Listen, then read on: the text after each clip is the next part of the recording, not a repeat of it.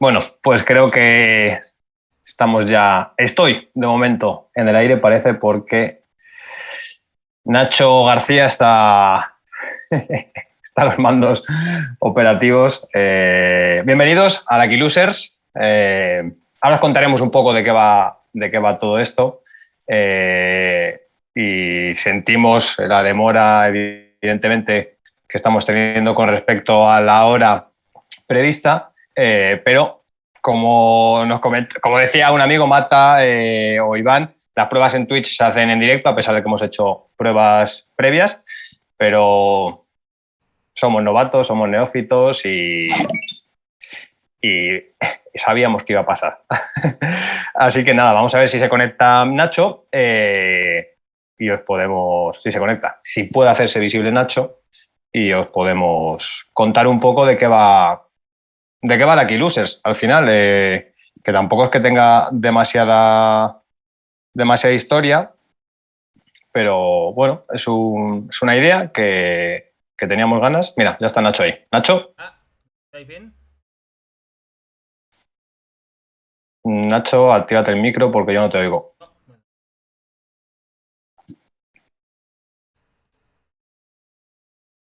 Nacho, Hola, hola. 1, 2.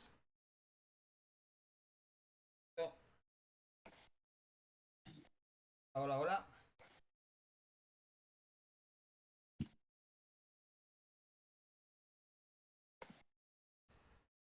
yo no te oigo. No sé si a mí no me está oyendo nadie. Alberto.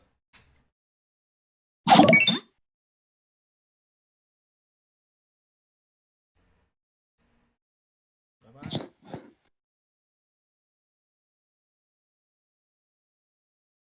Yo no.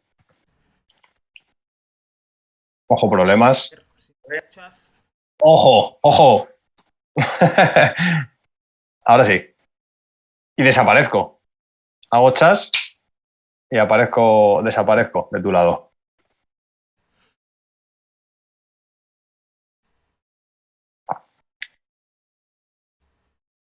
Habla Nacho, a ver si se te oye.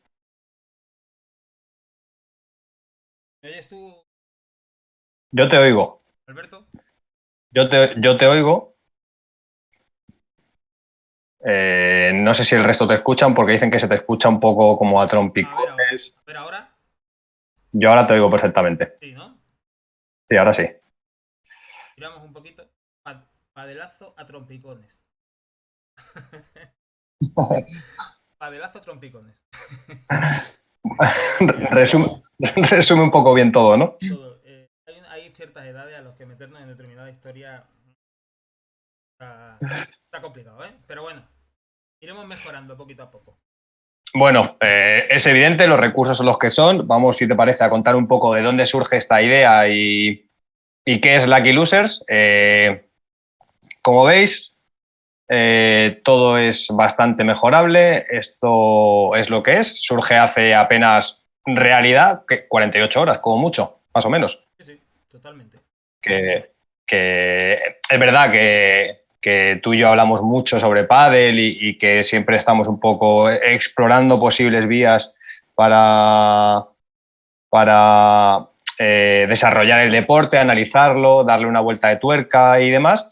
Y vamos, hace 48 horas fue un poco, oye, si nos montamos un Twitch para contar nuestras paranoias y demás, sin pretensión de nada, sin que nos exija nada y llevamos todo el día empantanados.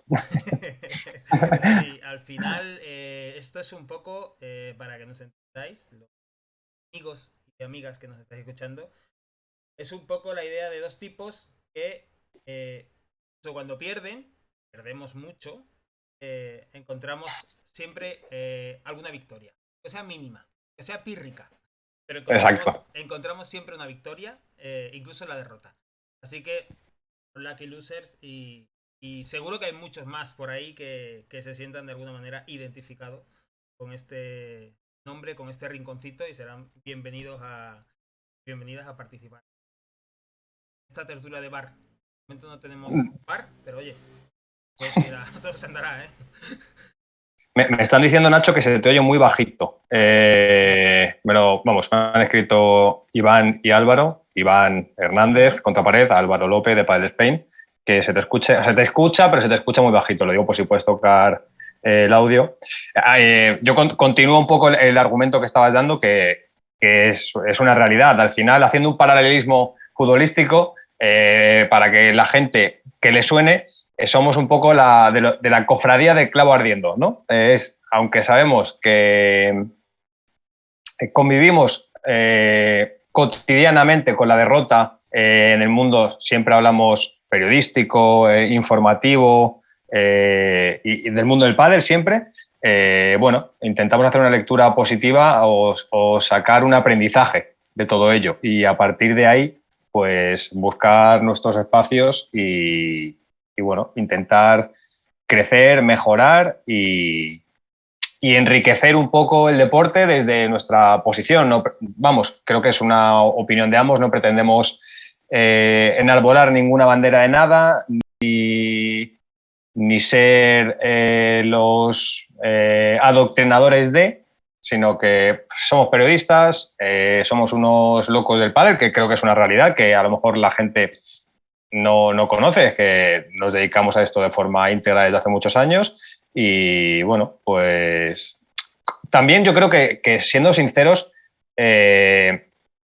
echamos en falta quizá un tipo de cobertura mediática e informativa del deporte, también por el crecimiento que está llevando los últimos años y por eso hacemos este tipo de cosas. Habrá quien lo haga mejor, habrá quien lo haga peor, a algunos les gustará, a otros no. Bueno, todo entra dentro de la lógica, pero al final esto yo creo que era uno de los teasers, ¿no?, que estábamos haciendo de copies hoy, era que no nos prometimos nada y no prometemos nada. Simplemente vamos a hablar de pádel, vamos a hacerlo desde un punto de vista deportivo y bueno, pues todo el mundo es bienvenido, quien quiera participar, quien quiera ayudarnos, echarnos una mano, comentarios, contaremos con invitados, por supuesto que sí, y el formato poco a poco irá migrando y irá evolucionando hacia bueno, pues hacia donde tenga que ir de una forma natural y sin pretensión de nada más. Esto es lo que es un canal de pádel, no vamos a intentar pues redescubrir o reescribir nada, pero bueno, vamos a pasárnoslo bien, que al final es de lo que se trata, ¿no? No sé si a Nacho ya se le escucha bien, mejor, peor. Yo te escucho perfectamente, así que vamos para adelante.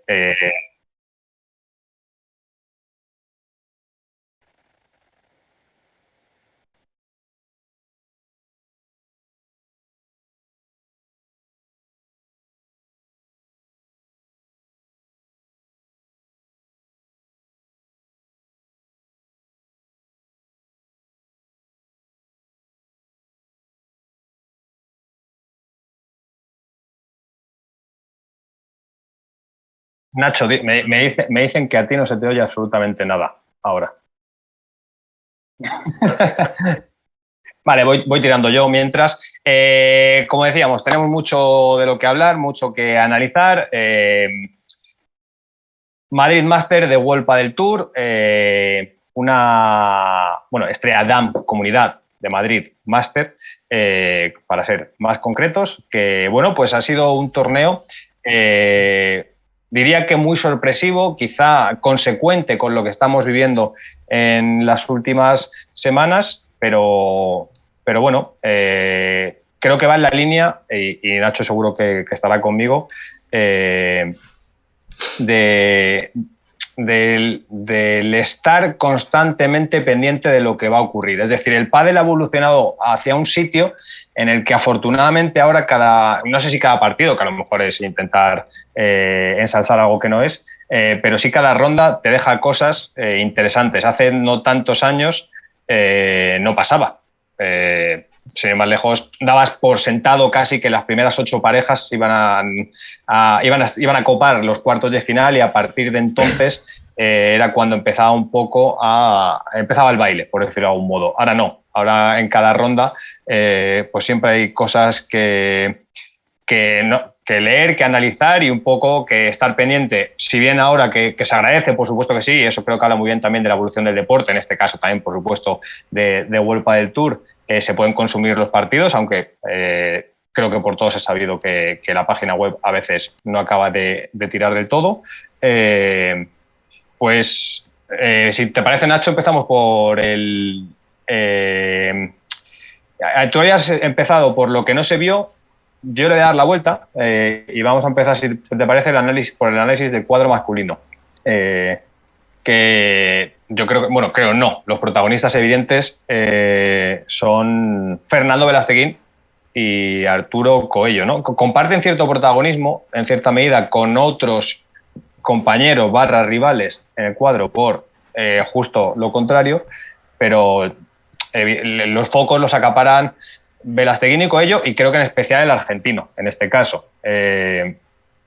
Para mí, ya no solo el recorrido, yo hablaba con él la semana pasada cuando estaba en el larguero, a pesar de que yo no entré en la entrevista, sí que estuve en la preparación y durante toda la entrevista allí en la pecera láser, y nos hacía mucho hincapié unos hipotéticos cuartos de final ante Galán Lebrón, que no les habían ganado nunca en los 8 enfrentamientos que habían tenido previamente del año pasado, y para él, siendo Madrid, siendo un máster, tener a Galán Lebrón en cuartos de final era una oportunidad muy importante para intentar refrendar el buen estado por el que pasaban desde hace un par de meses, una pareja que no obviemos, creo que no...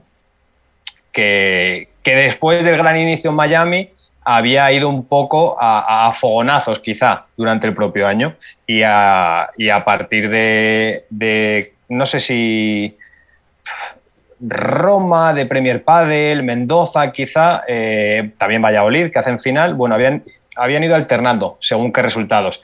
Y en Madrid eliminan a los número 1 y lo hacen no por demérito de los número 1. A mí no me parece, no sé qué piensas tú, no creo que hicieran un mal partido Galán Lebrón, sino que me parece que Vela y Coello, especialmente Vela, supo dominar mejor el escenario y supo llevar a los número 1 a un terreno donde él se siente mucho más cómodo y donde la gestión emocional cuenta muchas veces tanto o más que el propio pádel. Sí, sí, totalmente.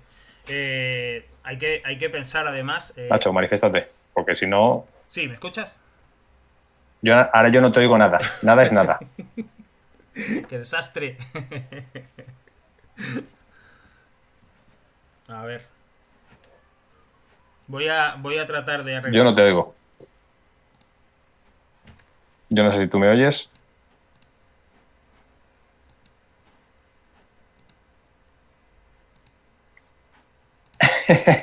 Bueno, cosas que pasan. Nos pedimos disculpas a todos, evidentemente. A Mike Matthews, Iván.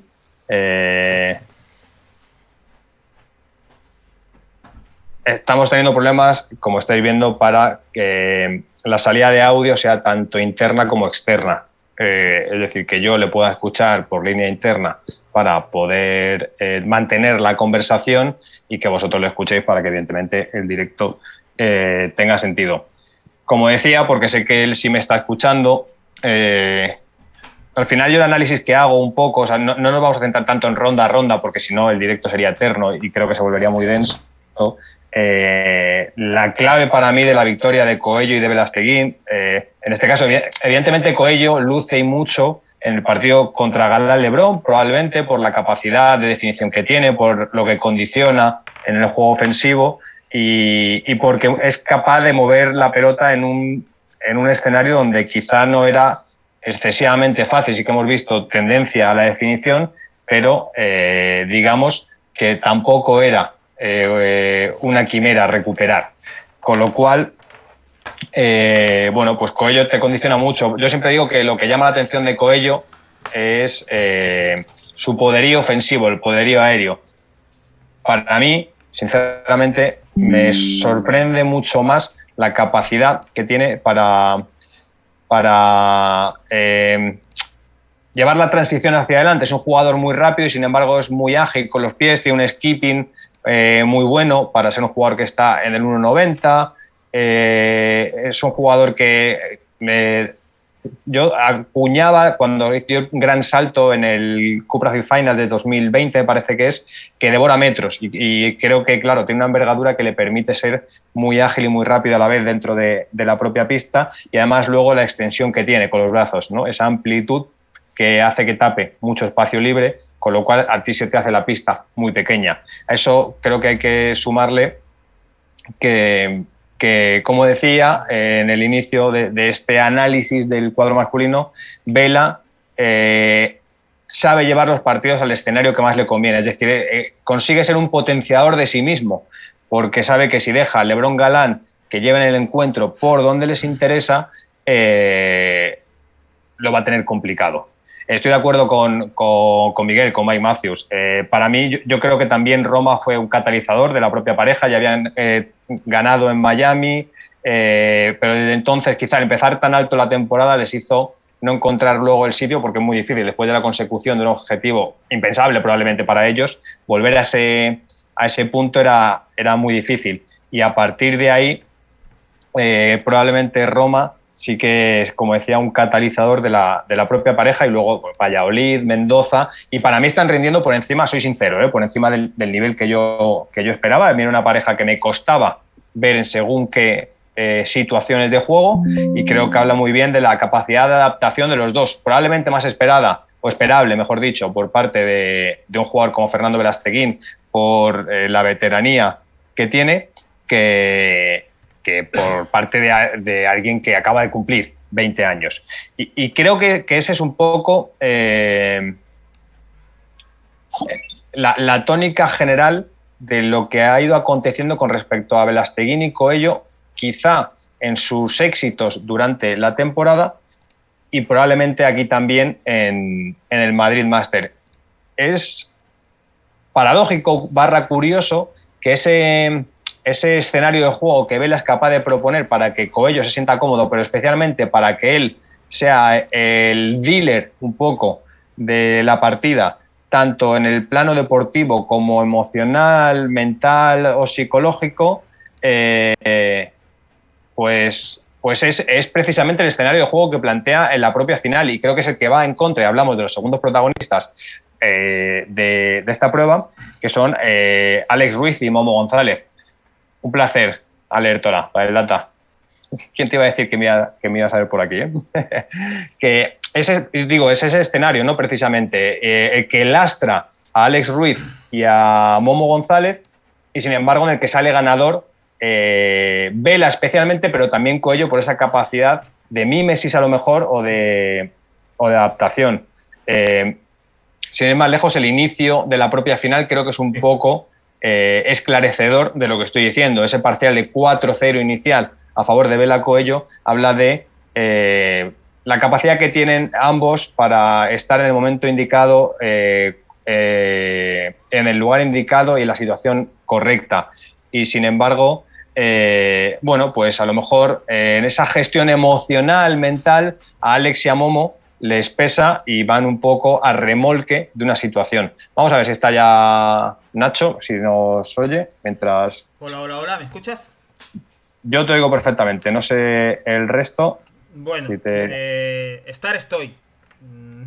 No sé si se me oye bien, pero estar estoy. Esto es lo que me refería al principio con lo de Lucky Losers. Es el ejemplo perfecto. ¿Entiendes? O sea, no se puede ser más desastre y sin embargo sacamos una buena noticia o una pequeña victoria y es que, pues mira, quieras que no, aquí estamos, ¿vale? Así que por lo menos Alberto, su análisis lo está haciendo.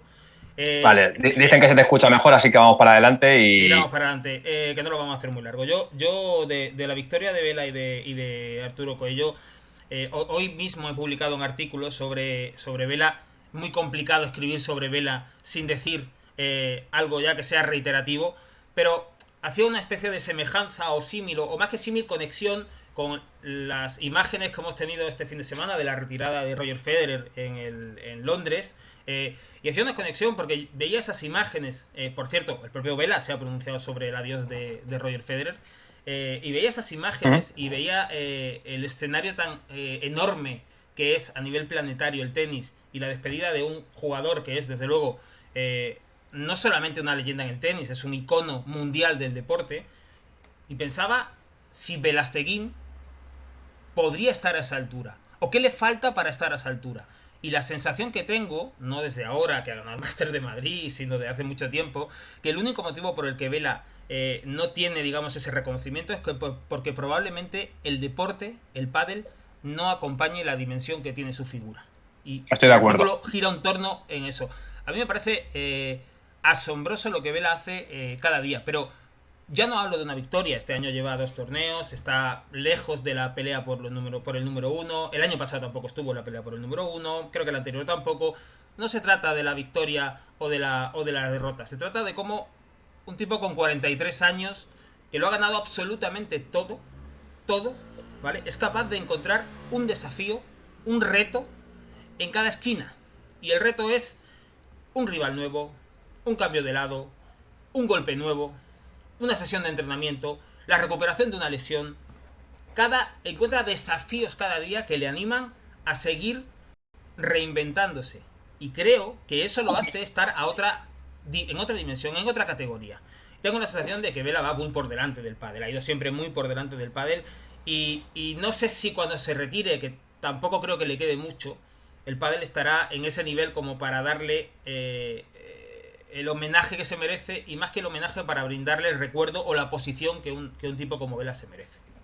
Bueno, yo es que creo, en la línea de lo que estás diciendo, creo que Vela es el primer gran deportista que ha tenido este deporte. Creo que el resto, hasta entonces, les quedaba grande el traje probablemente de deportista, ¿no? En todas las facetas, en todo. Ya no hablamos de Juan Martín y es un jugador excelso, irrepetible, pero quizá todo lo que rodea a un deportista a nivel de marketing, de comunicación, de dominio de los diferentes prismas que tiene el propio deporte, pues creo que evidentemente ahí, como tú dices, es un adelantado a su tiempo, probablemente. Pero yo fíjate, no estoy, a mí me chirría y bastante la comparación, que es algo muy manido probablemente en las últimas 48 horas y que lo haremos en todos los deportes, nosotros en el pádel y otros en otros, el intentar comparar a los iconos de cada disciplina con lo que ha pasado con el Federer, Nadal, Federer, etcétera.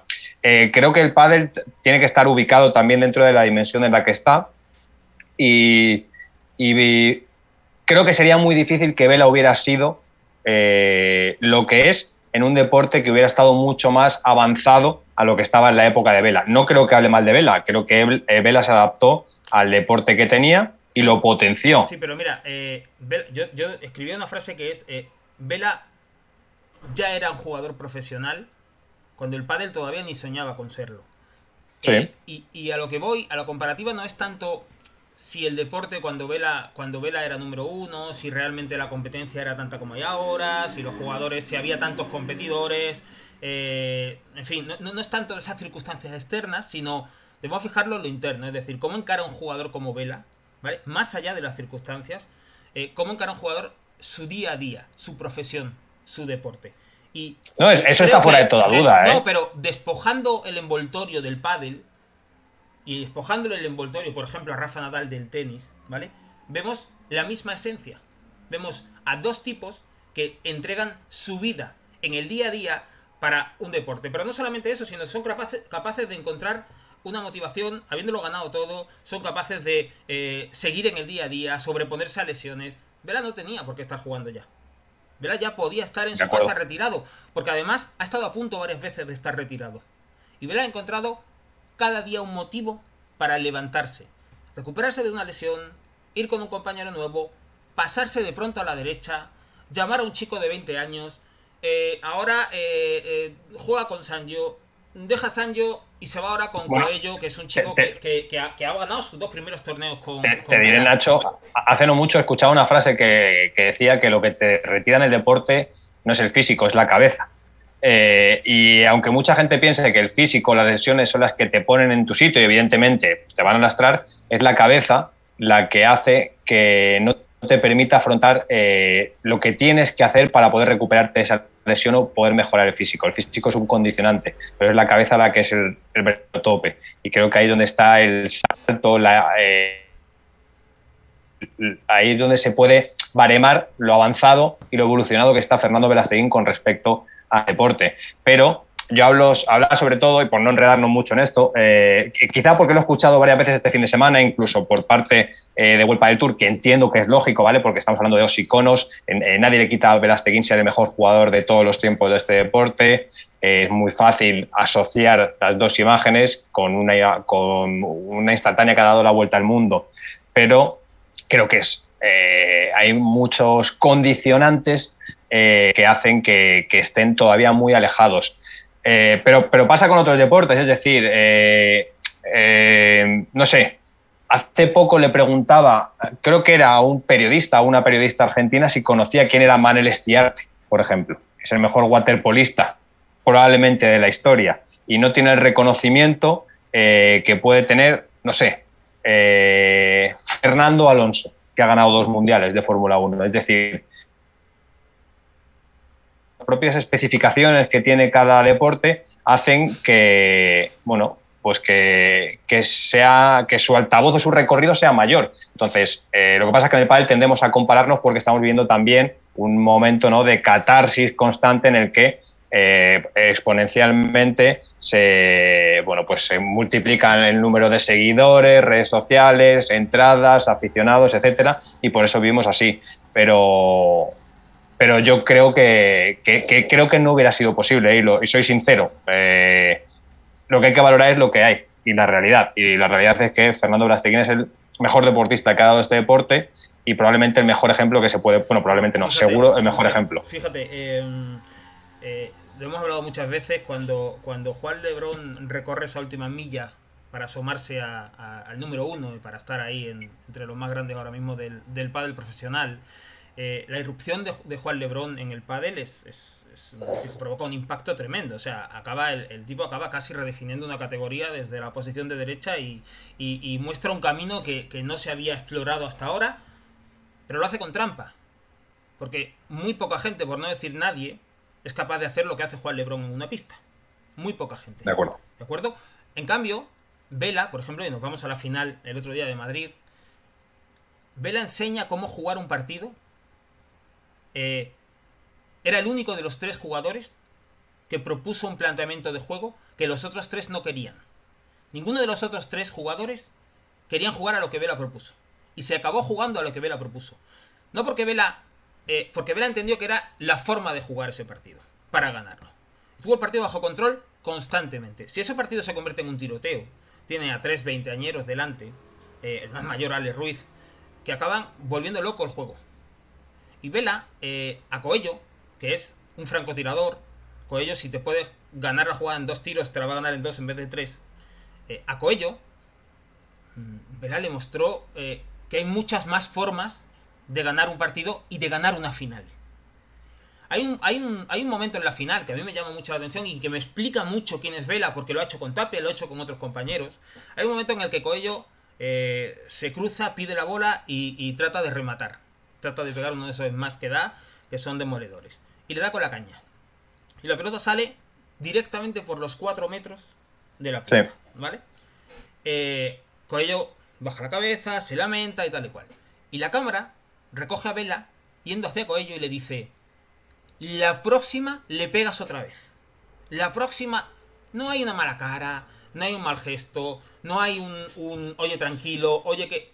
La próxima le pegas otra vez. Él sabe que la misión de Coello en ese partido era una, él tenía otra misión, sabe cuáles son los papeles y le da la confianza. Lo ha hecho con Coello, lo ha hecho con Tapia, lo ha hecho con Sancho, lo ha hecho con Lima, lo ha hecho con Willy Laoz, por ejemplo, en esos maravillosos 2 torneos. Una de las grandes gestas del pádel Sin moderno, duda. contemporáneo que hemos visto. Quiero decir, En esa pista negra, ¿eh? que tampoco duró. Todos esos detalles, a mí me parece que asoman a Vela a una dimensión a la que ningún otro jugador de pádel a día de hoy es capaz de llegar. No, o sea, eso está fuera de toda duda y probablemente, siendo sinceros, va a ser muy complicado que cualquier otro jugador a nivel de palmarés pueda llegar a acercarse. Vamos, es decir, hace poco escribía Blayota, creo que hoy, Isaías Blayota en Diario Le, que seguro que Alert, o la que está ahí de Padel Data, que nos lo puede decir, pero algo así como, para que un jugador igualara el palmarés de Vela tendría que estar 2 años seguidos ganando todos los torneos o algo por el estilo, ¿vale? Porque ha hecho la cuenta, con lo cual eso te dice un poco algo que no va a pasar porque la competitividad es mayor, porque cada vez son más los perfiles de los que se nutre el pádel y a nivel de palmarés es imposible. Pero ojo a ese dato de Isaías Blayota en el diario Le, ¿vale? Que también nos da nos explica un poco por dónde va el pádel de hoy. Esas cifras que da de tenía que estar ganando no sé cuántos torneos en 2 años, nos explica también que lo que ha conseguido Vela en toda una carrera, ¿vale? En principio, por volumen de torneos, por el calendario, etcétera, etcétera, ahora es posible conseguirlo más cerca. Es decir, puede acabar pasando que a nivel de palmarés haya alguien que acaba teniendo más trofeos que Vela. Sí, yo no sé si pasará, pero es posible, es factible, sobre todo porque hay un enorme volumen de torneos. Pero yo insisto, yo creo que lo de Vela va más allá ya del palmarés. O sea, Vela hace mucho tiempo que ya no compite por el palmarés. O sea, Vela compite directamente por su figura. Y yo creo que a día de hoy, la huella que deja Vela, todavía hoy en el pádel, en un pádel en el que todo es velocidad, vértigo, las bolas más rápidas, la bola sale mucho, las pistas, todos son prisas, no hay ninguna paciencia, todo se trata de acortar, de comprimir. En un pádel de este tipo, un ecosistema que en principio a Vela debería fagocitarlo, como ha pasado con otros contemporáneos suyos, él es capaz de abrirse hueco y decir: todavía soy vigente, todavía estoy en vigor y todavía se puede jugar a lo que yo propongo que se pueda jugar. Y lo está demostrando, y para mí ese es el gran valor de Vela, un tipo de 43 años. No hay otro así. El inmediatamente siguiente es Sancho. Sí, sí, no, evidentemente. O sea, la capacidad camaleónica que tiene Vela, ya no solo para adaptarse a un estilo de juego, sino para, sin poder cortocircuitarlo, porque es algo que es muy complicado, ser capaz de redirigirlo en cierta medida hacia el escenario de juego que más le conviene. Ya pasó el año pasado con Sancho y con él, sin ir más lejos. Consiguió que LeBron Galán dudaran precisamente por... Sí. Ahí se acabó nuestra conversación con Alberto Bote, que vamos a rescatar enseguida. Enseguida. Como veis, esto es lo que tiene tener los recursos limitados, pero enseguida está con nosotros. Yo comentaba un poco lo del artículo porque me ha recordado un poco. He escrito a lo largo de los últimos años varios artículos, lo voy contando mientras vuelvo a conectar a Alberto.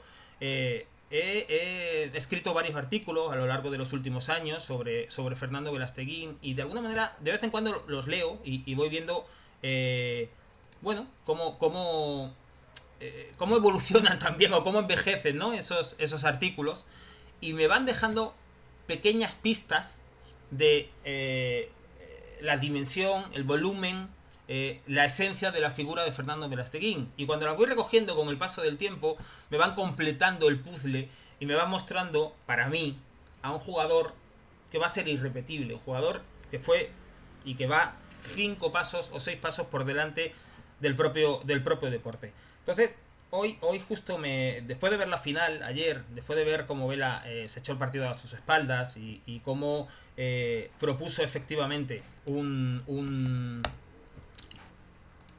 partido al que sus rivales no querían jugar y al que probablemente su compañero tampoco. Por cierto, ahí me dice Jesús Mata de Marca, del diario Marca, me dice que pague el Zoom el próximo día. Tratamos de piratearlo, no es broma.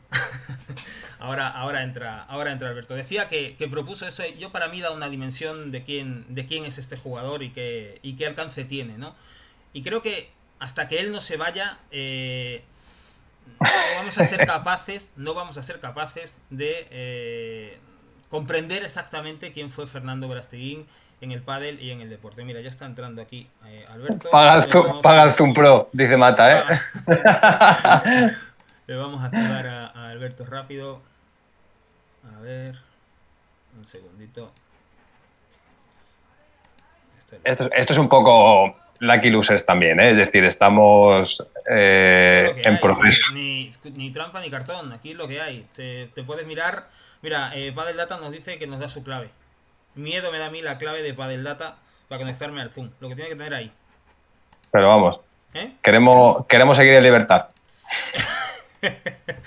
Bueno, voy a conectar. Grande, dale. Lo que decía es que... Vamos a poner aquí esto un poco más. Bueno, y luego, por no seguir con el tema Velasteguín, ahora le preguntaré a Alberto un poco su opinión sobre eso. Del torneo me quedo más allá. La derrota de los número 1, yo creo que ese partido se podía perder, ¿vale? Ese partido se podía perder. Y lo perdieron. Pero la derrota de los número 1 viene también un poco después del tramo que han tenido de éxito de varios torneos conquistándolo y tal. No sé si han sido 4 o 5 directamente. No me ha llamado la atención. Creo que además hubo un momento en el que el tercer set lo vi bastante apagado a los número 1. Creo que estaban bastante fatigados y también es normal que dentro de un partido que ya se les pone cuesta arriba, psicológicamente, aunque sea de forma inconsciente, acaben tomándose un pequeño respiro. No aparezco todavía, ¿no? Dice Mata. Estamos en ello, esto al final es lo que... Vale. Jesús, tómate un respiro, por favor. Ya te ves ahí, ya estás. Bueno, lo que decía es que no me llamaba tanto la atención. En cambio, sí me llaman la atención 2 eliminaciones y no quiero que cortemos este directo sin hablar de pádel femenino y de las nuevas número 1 y de Alejandra y de Gemma, la mala racha de resultados y de juego que tienen, ¿vale? Pero decía, aparte de los número 1, creo que es una derrota perfectamente explicable. Me quedo con la eliminación en primera ronda de Sancho y de Agustín Tapia. ¿Es una excepción o es un síntoma de algo? El otro día Marca Jesús Mata entrevistó a Sancho en la presentación de su nueva pala Siux y Sancho ahí apuntó ya una cosita y todavía no se había jugado el Máster de Madrid y apuntó una cosa bastante reveladora. Ya detectaron ellos en Suecia y después, primero en Portugal y después en Suecia, que la cosa no fluía, que habían olvidado la senda del juego que tan buenos resultados le venía dando. Incluso llegó a decir que la temprana eliminación que habían sufrido en Suecia les venía bien para como toque de atención, para recuperar un poco ese brillo, ¿no? Ese juego. Y fíjate por dónde que llegan a Madrid y pierden en primera ronda. ¿Eso cómo lo explicas, Alberto? Bueno, creo que fue bastante esclarecedor el post en Instagram que que publicó Sancho, ¿no? Que pasó un poco por él. De Tapia estamos acostumbrados a verle entrar y salir de los partidos, porque tiene esa capacidad de tocar poco pero tocar bien, cosa que a mí es de las cosas, valga la redundancia, que más me llama la atención en según qué jugadores, en Tapia, en Coello, por ejemplo, y no tanto en Sancho, que hace no tanto, de hecho yo le preguntaba por ello, estaba esa duda para mí vacía, y es una opinión personal, sobre si era mago, estratega o mago. Yo creo que Sancho es capaz de... A la figura de Sancho se puede entender de diferentes primas y creo que caben muchos trajes diferentes, ¿no? Y creo que Sancho no está acostumbrado a verse entrando y saliendo de los partidos, sobre todo o especialmente en los últimos años, porque si hacemos un poco retrospectiva y volvemos a su periodo con Maxi, por ejemplo, sí que era un jugador que apenas aglutinaba volumen de juego y era que tenía que tocar poco y tocar bien, con lo cual quizá eso le pasó factura. Y luego,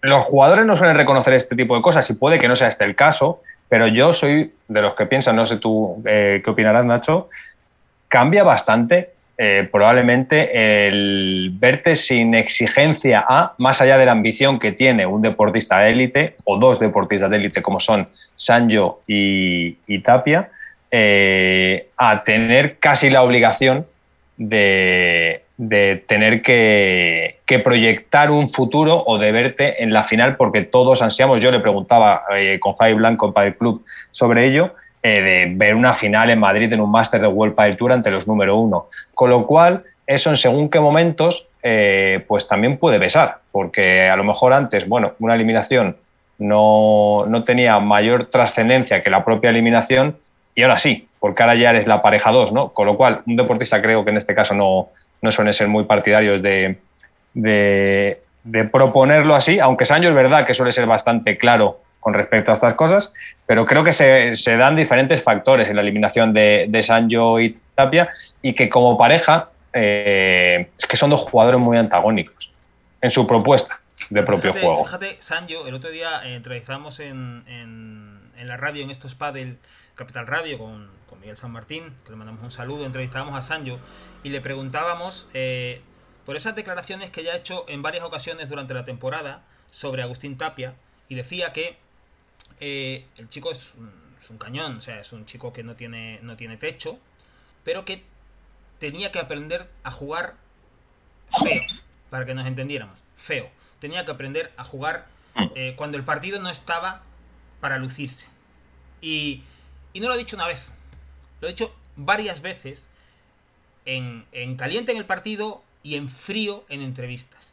Y Sancho no es un jugador que hable por hablar. No es un jugador que pone el piloto automático y te suelta las declaraciones. A Sancho cuando habla hay que escucharle porque suele decir cosas bastante interesantes y bien pensadas. Sancho, decías tú que si es más mago o estratega. Yo creo que a Sancho el talento y la calidad que tiene oculta la capacidad de lectura que tiene de los partidos. Sancho tiene el partido en la cabeza. Yo probablemente sea uno de los jugadores que más consumen pádel. Y cuando digo consumen pádel no es que se sienten a ver una semifinal de World Padel Tour o de Premier Padel, no.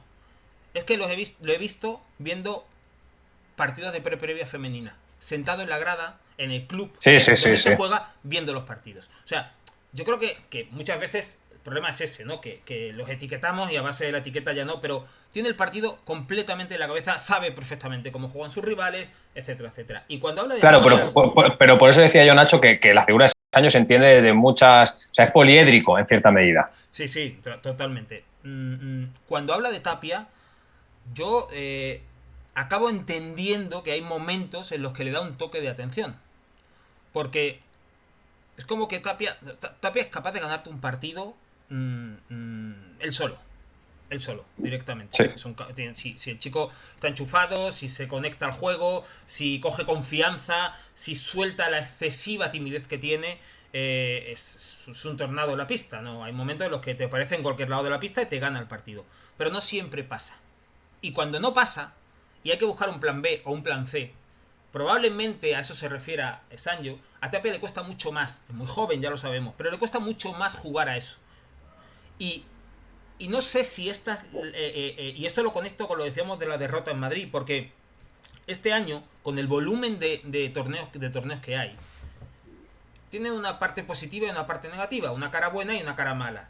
La cara buena es que cuando pierdes un torneo, al siguiente tienes la reválida, tienes la oportunidad de corregir lo que habías hecho mal.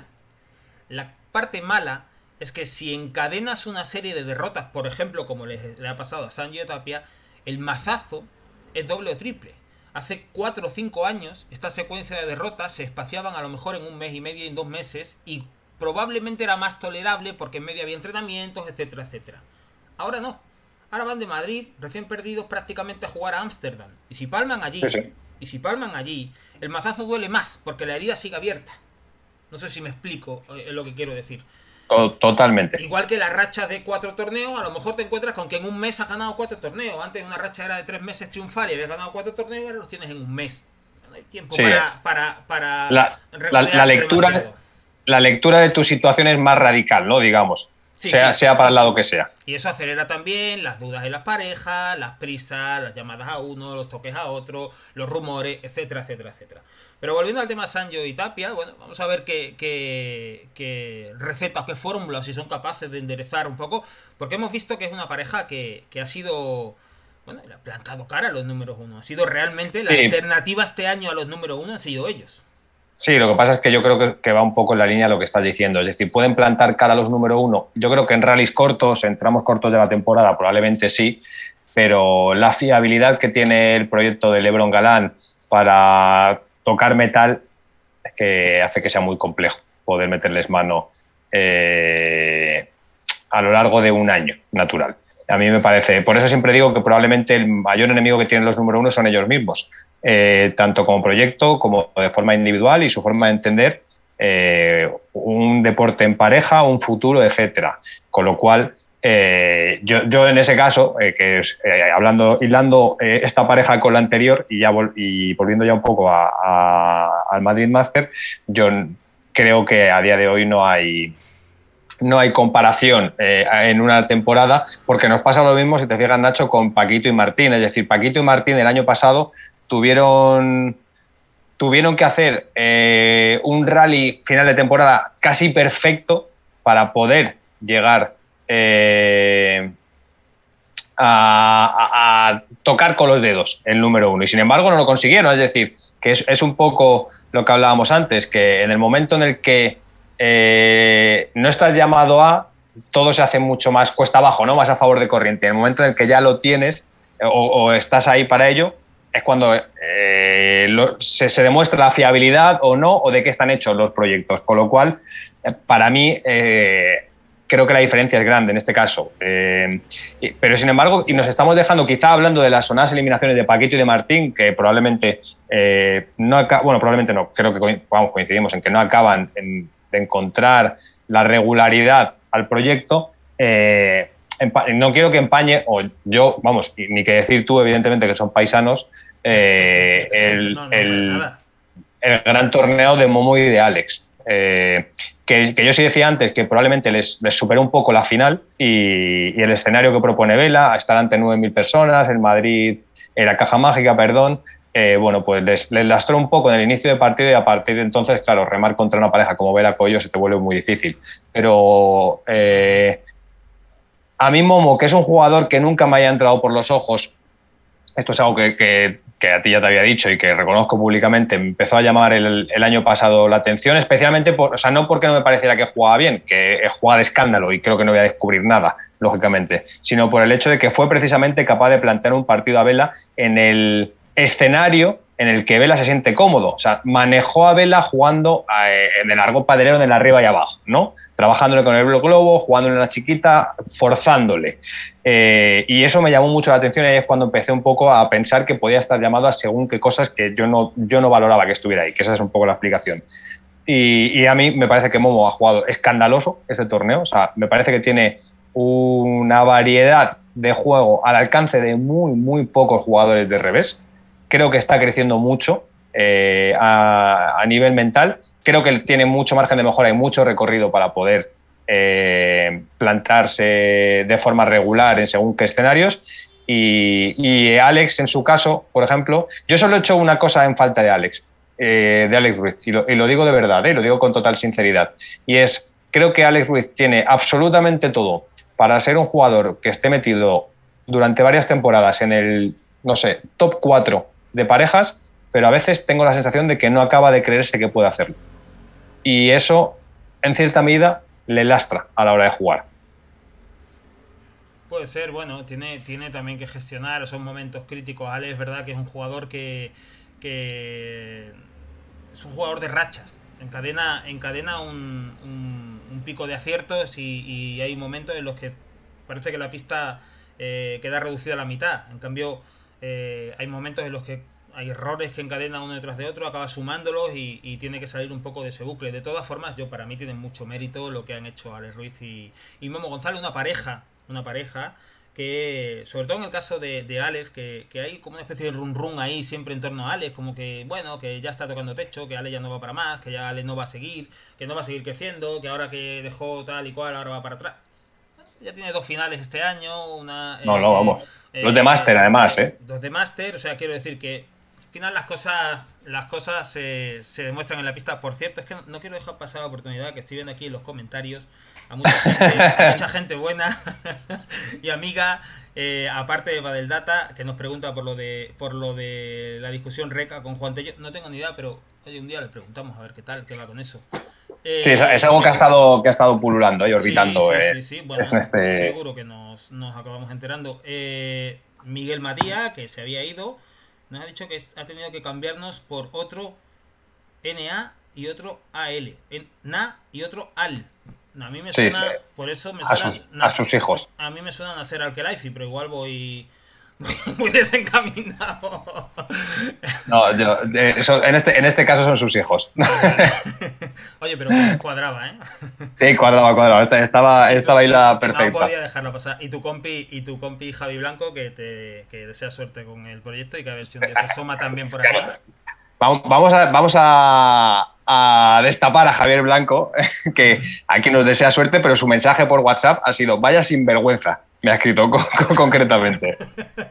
Bueno, Así que, por cierto, padre gracias, Javi. Abrazo. femenino, no puedo dejar pasar la oportunidad de hablar de Ari y de Paula, de Ariana Sánchez y Paula José María, porque son número uno, porque llevan una racha de triunfos enorme, porque en mi opinión, y aunque Fiorelli dijo el otro día que no, en mi opinión tiene doble mérito, porque yo creo que la pareja que forman Alejandra Salazar y Gemma Triay en condiciones normales es la pareja número uno, la pareja a batir. Y creo que lo que han hecho poquito a poco, además, dos chicas que han crecido con la vitola o con la etiqueta de irregulares, inconsistentes, de ciclotímicas, de jugadoras que se vienen abajo la una y la otra, y durante mucho tiempo han tenido al lado a otras jugadoras que trataban de rescatarlas de ese pozo cuando se metían en él, y de pronto se unen ellas dos y en vez de encontrar en la otra a alguien que las rescate, acaban encontrando en la otra a alguien que las comprenda. Y fíjate por dónde, como poco a poco, sin tanta presión y sin tanto foco, han acabado dándole la vuelta a una temporada que parecía en principio escrita para que Ale y Gemma gobernaran con mano firme. Y de pronto nos encontramos con, creo que es una crisis de juego de resultados, que probablemente se puedan recuperar de ella, pero es una crisis a día de hoy en toda regla. La de Alejandra Salazar y Gemma Triay no están jugando bien, no están jugando nada bien. Yo el año pasado creo que a la que más le costó arrancar la temporada y hacerse con el proyecto creo que fue Alejandra Salazar. Sin embargo, yo a quien no veo bien Coincido. este año es a Gemma Triay. Y para mí, Gemma Triay es probablemente la jugadora diferencial, la mayor jugadora diferencial que hay en el circuito en óptimas condiciones. Creo que no hay nadie que se le acerque. Sin embargo, no está jugando bien.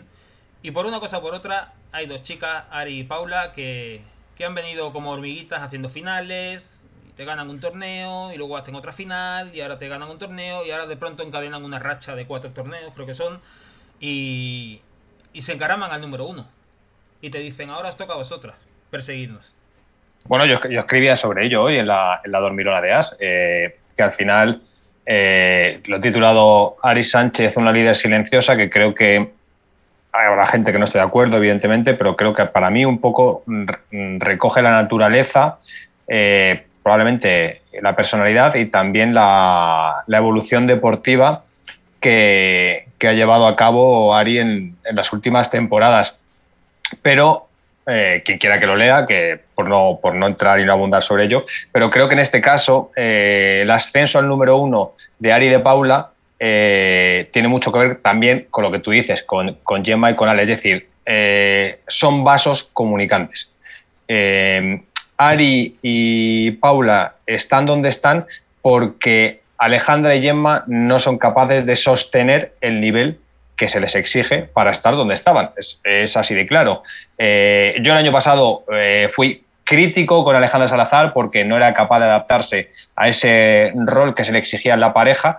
También proceso de un propio proceso de adaptación en el que Alejandra, no olvidemos que tocaba muy poca pelota cuando jugaba con Ari, todo el volumen de juego pasaba por el cruzado con Ari Sánchez y sin embargo ahora se veía expuesta a tener que ser ella la que en faceta defensiva pues fuera presionada. Consiguió adaptarse. Muchos años con ese Claro, rol y de pronto exacto. tuvo que aprender a no ganar puntos. Efectivamente, y le costó, pero habla bien de ella el proceso de adaptación que llevó a cabo y les permitió ascender al número 1. Y sin embargo, ahora yo soy bastante crítico con Gemma Triay porque creo que se le debe exigir lo que es capaz de dar. Y lo dije la semana pasada en estos pádel, lo mantengo y lo mantendré. Para mí, Gemma Triay es la mejor jugadora de pádel que existe en el ranking femenino. Con lo cual, me sorprende el nivel que está dando. Y me sorprende porque, como tú decías, la palabra para mí es diferencial. Gemma Triay es diferencial. Tiene algo que el resto no tiene, o tiene muchas cosas que el resto no tiene. Y sin embargo, ya no es que no funcione su pádel o no sea capaz de definir, sino que no se atreve. Está desdibujada y está muy lejos de ser la Gemma Triay que se gusta y que gusta dentro de una pista. Mira, yo cuando lo entrevistábamos, precisamente Javi Blanco y yo en Padel Club, le preguntábamos qué hay que hacer para hacer un remate por 3, ¿no? O para rematar como Gemma Triay. Y ella, con un tono muy distendido, así un poco vacilón, decía, hay que dejarse fluir, hay que fluir, ¿vale? Y creo que precisamente eso es Gemma Triay, fluir. Y ahora, precisamente, lo que está haciendo no es fluir, está coaccionada, está atada, no sé si es por dudas internas, por dudas del proyecto, por lo que sea, pero llama mucho la atención que en un proyecto compuesto por Alejandra Salazar y por Gemma Triay, la escapatoria de las rivales, la propuesta de juego de las rivales sea colgarle el globo a Gemma Triay, cuando era algo que hace apenas unos meses era exactamente. Un suicidio. Exactamente. Entonces creo que pasa por ahí. Pero ¿eso resta mérito a Ari y a Paula? Para nada. No, por supuesto que no. Para mí, yo insisto, yo creo que lo de Ari y lo de Paula tiene doble mérito. Yo creo que se han erigido en la alternativa, y lo digo así, yo lo dije el otro día a Seorili, y Seorili dijo que no estaba de acuerdo, yo lo respeto. También entiendo que hay cosas que un entrenador de una de las parejas puede decir y otra no, pero sí, claro. Para mí, Ali y Gemma es una pareja que está destinada a ser una pareja de época, de las que cuando dentro de 15 años te pones a repasar el histórico de títulos de World del Tour y de números 1 y dices, bueno, pues las gemelas estuvieron tanto tiempo, estas tales, y dices, Carolina y Ceci antes, y dices, Ale y Gemma. Han estado 3 años de número 1, tienen tropecientos títulos, o 4 años de número 1, tropecientos títulos, implantaron una dictadura deportiva durante su reinado. Y me ha sorprendido mucho el bajón, porque además se produce en un contexto en el que, evidentemente, no voy a decir jamás que no hay, que el circuito femenino no es competitivo, porque lo es, pero tengo la sensación de que hay una brecha bastante grande, por distintos motivos que serían muy largos de analizar, entre las que aspiran al número 1 y el resto. Es decir, se nos han quedado en el camino y por cada una tiene sus motivos, quiero decir, no es que de repente han decidido, se les ha olvidado jugar al pádel, pero se nos han quedado en el camino parejas como las gemelas, que todos sabemos por qué, se nos han quedado en el camino a Lucía y a Marta Marrero, que eran dos figuras pujantes hasta hace nada y les está costando recuperar el nivel, que no sabemos si volverán a tenerlo o serán juntas o con otras parejas, pero eran otra de las parejas que podían estar ahí peleando por los torneos. Martita y Bea, bueno, que son las únicas que este año medio se han asomado un poquito. Tamara y Delphi, que están teniendo problemas físicos y de salud. Por una cosa o por otra, la brecha se ha abierto demasiado. Y al final, el circuito femenino, lo que es la disputa por el número 1, se nos ha quedado en cosa de 2. Se nos ha quedado en cosa de 2. Me asombra que ese bajón ahora, del que desconozco totalmente las circunstancias, de Ale y de Gemma, porque lo tenían, no fácil, ¿no? Pero lo tenían encarrilado para pegar un acelerón y definir directamente la temporada. Cosa que al espectador en general no nos viene mal, porque así No, no, claro. mantenemos la incertidumbre hasta final de año. Y por cierto, Mira, ahí está tirando eso es con bala, ¿eh? Matías está tirando ahí su cuña. Sí. Su cuña la está tirando ahí. Ahora, Miguel, hablaremos un poco de eso también, evidentemente, y de la situación del pádel. Lo que pasa es que he intentado mantener unos bloques. De hecho, iba a haber dicho antes, se me ha olvidado, en la gracia de turno, o sea, mi gracia a aportar hoy era haber dicho dentro vídeo o dentro cortinilla, ¿sabes? O dentro, en plan, que era algo que teníamos tú y yo en mente, pero que evidentemente, si no somos capaces de tener audio, de tener una iluminación como la que tengo yo. Dentro micro era la mía. Eso. Por cierto, aparte del tema deportivo, hay muchas cosas ahí que iremos viendo. Ya está en marcha el torneo de Ámsterdam, o sea que esto no para. Eso es. En realidad, como periodistas, yo te digo, está muy bien tener tantos torneos juntos, pero no da espacio a la narrativa de cada torneo. No da Fagocita un tiempo. poco uno a otro. Te obliga a quedarte con 2 resultados y ya estás pensando en el siguiente y te pierdes muchos detalles por el camino, muchas escenas, muchas situaciones. Así que mira por dónde los Lucky Laser vamos a ir rescatando cositas de cada torneo. ¿Te acuerdas este verano? Tuvimos una conversación al hilo de esto del pádel femenino en la que yo te decía que quizá era una pedrada mía, pero que muchos de los perfiles que se han perdido en la lucha por el número 1 yo buscaba un motivo y era el intentar desnaturalizar o copiar un patrón constante para que exista una jugadora determinada siempre en la pareja, es decir, que la jugadora X tenga que acabar siendo Y, y eso desnaturaliza según qué talentos. Hay jugadoras que son capaces de hacerlo, por ejemplo, Ari Sánchez. Yo escribía hoy da un poco de contexto sobre cómo era Ari Sánchez en sus inicios y qué Ari Sánchez nos encontramos ahora, pero hay jugadoras que probablemente en esa transición a convertirse en un prototipo de jugadora, que a mí me parece que cada vez es más la tendencia, se pierden por el camino y eso hace que se alejen de la consecución de los objetivos.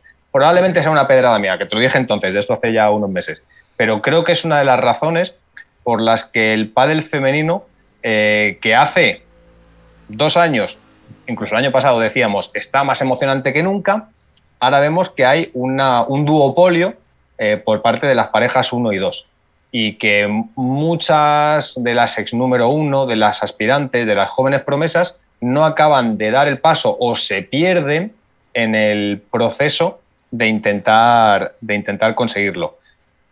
Pero yo insisto, que esto es una pedrada mía. Sí, o sea, al final, lo hablamos en su momento, eso. Sí es verdad que esa brecha, ese salto se ha producido.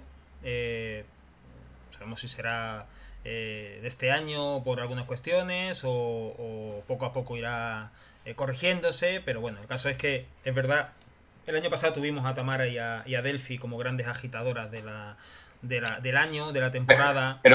Pero precisamente por lo que te digo, porque fue algo fresco, ¿no? Tuvimos a Patti y a Virginia, que bueno, igual no llegaron al nivel de Tamara, pero también estuvieron ahí. Y hubo algo más de alternativas, ¿no? Y este año, entre el dominio de Ale y Gemma en la primera mitad de temporada, que entiéndaseme bien, las miguitas que dejaban eran para Ari y Paula. Insisto, para mí un mérito enorme lo de estas dos jugadoras, un número 1 muy merecido. Entre una cosa y otra, se ha abierto ahí un desierto. O sea, es un desierto lo que hay ahí. No asoma nadie, no asoma nadie por detrás. Ya no te digo que opte al número uno, que evidentemente es una cosa reducida cada año. Pero sí un poco como pasa en el masculino, que te encuentras que hay parejas que te pueden ganar un torneo, como Paquito Dineno, como Coello Vela, más allá de los número uno, de los números dos. Chingoto y Tello, que están siempre ahí amagando, y que les toca a Chingoto y a Tello. Hay varias alternativas, aparte de las emboscadas de parejas que aunque en principio no vayan a optar a disputar un título, en principio, pero son parejas que te las encuentras en octavos o en 16avos o en cuarto y te dan un susto. Y sin ir más lejos, una de ellas se acaba de jugar una final, como Momo y Ale Ruiz. Y hay Sí, más, sí. y hay más por ahí. Entonces, eso es lo que yo he hecho un poco más en falta. En falta, que hay muy buenas parejas en el circuito femenino, pero quizá el nivel, creo yo que el nivel no sé si el nivel, no tanto el nivel, sino los momentos de juego y los momentos de forma, se ha abierto ahí una pequeña brecha. Yo me gustaría, antes de hablar de lo de Egipto y Premier y contentar a Miguel Matías, por supuesto, faltaría más, me gustaría comentar contigo eh, un poco el desfile mediático al que hemos asistido en este Golpa del Tour, por parte de Golpa del Tour, jugadores, con Alex Correia, que ha ido a todos sitios, contando que Golpa del Tour le va a hacer una próxima propuesta a los jugadores para tratar de que vuelvan a casa. De que no Bueno, se marchen. pero en cierta medida no, es normal. Madrid es el Tenemos escaparate. 10 minutos. No te voy a dar ninguna reunión, ninguna Perfecto. llamada más. Madrid es el escaparate idóneo para que Vuelpa del Tour presente en sociedad una nueva era, ¿no? Un nuevo escenario con un nuevo actor principal como es Alex Correia. Alguien que deportivamente todos veneramos y que comunicativamente es probablemente también un adelantado como deportista a su tiempo. Muy pocos perfiles existen como Correia desde hace años. Es decir, ya no solo por tenis o por pádel, sino porque se ha convertido en un referente comunicativo siendo un exdeportista de élite. Con lo cual, Wolpa del Tour es inteligente, aprovechando este escenario, aprovechando el foco y también aprovechando que Premier Padel lleva un mes y medio de parón, me parece aproximadamente, y tiene otro mes por delante, con lo cual, qué mejor momento que para empezar a trasladar ese mensaje y hacerlo de cara al aficionado y también, en cierta medida o en gran medida, de cara al jugador, Sí, pero porque el mensaje tiene doble lectura. hay dos circunstancias que a mí me han llamado mucho la atención de este asunto. La primera, la aparición de Alex Correia ha supuesto el ostracismo de Mario Hernando. Es decir, Mario Hernando era el interlocutor con los jugadores, Mario Hernando era la cara visible en toda esta historia. Sale a Alex Correia, fichan a Alex Correia, le dan el cargo de adjunto a la presidencia y Mario Hernando sale del escenario. Punto Bueno, número uno. Tenemos que ver si eso es una demanda de los jugadores, es una estrategia porque creen que así se acerca más a lo que los jugadores quieren, o porque era un obstáculo tan insalvable que jugaban esa carta o no había ni posibilidad de que escucharan la propuesta de Golpa del Tour. Yo es que creo, Nacho, que esto tiene una relación causa-efecto y es la entrada de Correia responde a intentar generar una nueva imagen para Vuelpa del Tour con alguien que es ultra conocido dentro del mundo del deporte a nivel mundial. Y la figura de Mario Hernando pasa a un segundo plano para trabajar en las relaciones institucionales con federaciones, empresas o lo que sea. ¿Responde o no a una demanda por parte de los jugadores?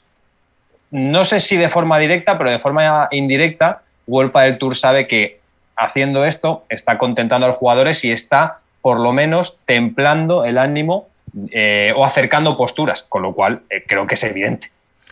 Y luego hay una cosa que ocurre con Correia, que creo que tiene un perfil muy bueno. Todos conocemos su perfil público, ya no solamente cuando era jugador, que probablemente haya mucha gente que no recuerde a lo mejor cómo era, sí ahora como comunicador, en las retransmisiones que hace de tenis, etcétera.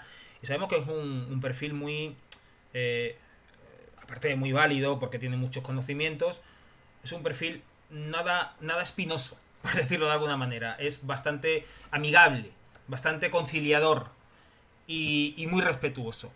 Y tengo la sensación de que la unión entre Correia y World del Tour obliga a los dos perfiles, porque World del Tour no tiene ese perfil, obliga a los dos perfiles, ¿vale?, a combinarse. Y creo que el que ahora mismo está tratando de combinarse o de acoplarse mejor es Correia a World del Tour. Y creo que Correia encuentra ahí diversas dificultades. Porque el otro día leía unas declaraciones de Alex Correia que hacía, no sé si era en el larguero, no me acuerdo dónde era, que decía En el que. larguero, sí. En el Sí. larguero, que decía que cree que los jugadores. Sobre el tema de la exclusividad con el circuito World del Tour y que no puedan jugar otras pruebas, decía, creo que sí, eso hay que mirarlo, porque creo que, entiendo y creo que los jugadores estarán interesados en jugar otros circuitos cuando no tengan compromisos con World del Tour. Creo no. Esa es una de las principales reivindicaciones. La base de todo este conflicto, o por lo menos en la base de todo este conflicto está eso precisamente. Está precisamente eso. Los jugadores quieren tener libertad para elegir. Entonces, tengo la sensación de que... Sí, dime.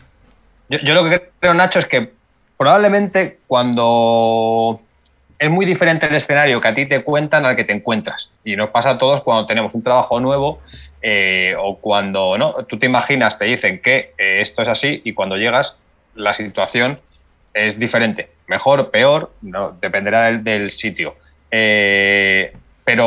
Pero yo creo que, por un lado, y soy sincero, para mí es positiva la llegada de Correia, en este caso, al pádel. Creo que era alguien que estaba orbitando al propio pádel desde hace muchos años y que no nos ha cogido por sorpresa ninguno. Quizás y probablemente la situación, el cargo, pero no que tenga relevancia dentro del propio deporte, y creo que es positivo para poder darle un salto más al deporte a nivel profesional.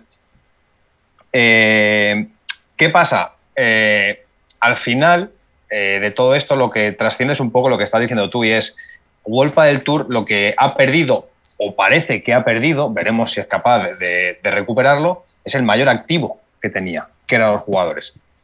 Y tiene que intentar recuperar al activo que da sentido, o que más sentido da, porque no hay que olvidar a los jugadores que siguen en ese proceso de decisión o no, para tener un futuro. Esa es la realidad. Y hacerlo de la mano de un ex deportista profesional, de una persona, como tú dices, con un carácter templado, a la vez mediático, que sabe dirigir el mensaje, es un movimiento inteligente, esa es la realidad. Lo que pasa es que creo, y es que cuando tú llegas, es que me estaba acordando de un trabajo que tuve yo en el pasado, que a mí me dijeron a todas las condiciones que puse que sí, y el primer día que me senté en la silla, me llamaron a dirección para decirme que bueno, que a ver, que me hayan dicho que sí, pero que tampoco, ¿no? Entonces, creo que va un poco por esa línea, y que Correia en este caso se está adaptando al propio cargo, intentando no desnaturalizar su figura y su mensaje, pero tampoco